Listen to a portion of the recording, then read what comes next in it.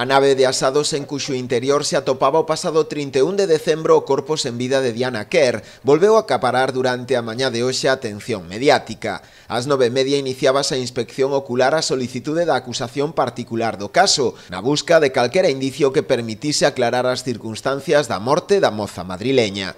Durante as máis de 4 horas nas que se prolongou o rexistro, foron continuas as entradas e saídas dos axentes da Policía Científica, que estiveron tamén arroupados pola unidade canina, que rastrexou tanto no interior como nos arredores da nave en busca de probas. Ademais dos axentes do Instituto Armado, na mesma tomaron parte tamén o xuíz titular do xulgado número 1 de Ribeira, que é quen instrúe o caso, e o abogado dos pais de Diana, Ricardo Pérez Lama. Segundo este último, o paso do tempo e o feito de que a nave fora limpiada xa hai varios meses polos seus propietarios, de seguro dificultará a investigación. Decir simplemente que la inspección ocular se ha realizado con toda normalidad, que vinieron 3 perros de la unidad central de Madrid para inspeccionar absolutamente toda la nave, así se hizo.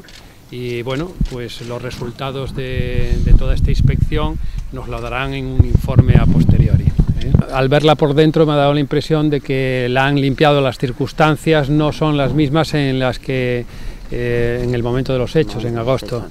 Por tanto, la realidad es que esa nave pues obviamente ha sido limpiada y eso va a dificultar mucho y va a afectar evidentemente a la investigación en ese sentido. Se han tomado muestras de muchas cosas y los perros pues han hecho su labor, pero ahora los informes hay que esperarlos, todavía no sabemos absolutamente nada al respecto. O propio abogado referiuse tamén a que xa teñen solicitada a reconstrución dos feitos, para que sí sería necesaria a presenza do autor confeso do crime, aínda que este pode negarse a realizala. Hemos solicitado una reconstrucción. Sí. ¿En qué consistiría?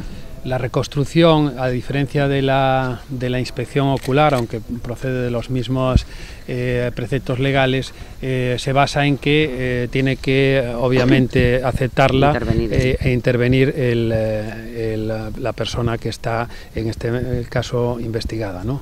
O que si se sabe despois de que se coñecese parte do informe da autopsia é que Diana morreu estrangulada, sen trascender polo de agora se a realizou coas súas propias mans ou coa brida que se atopou somersida no interior do pozo xunto ao seu cadáver.